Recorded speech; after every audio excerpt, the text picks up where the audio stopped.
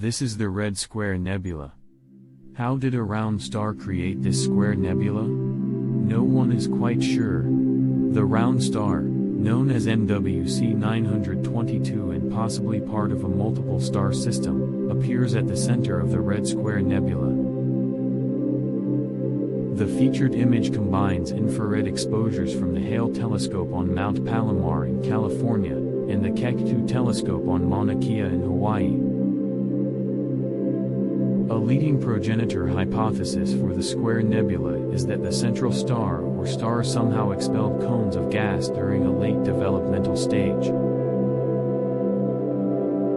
For NWC 922, these cones happen to incorporate nearly right angles and be visible from the sides.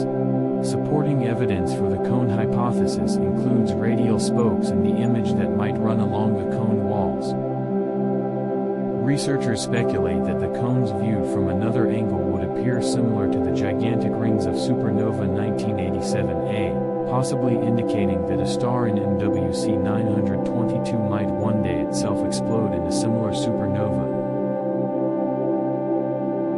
For daily video updates, subscribe to Only Facts.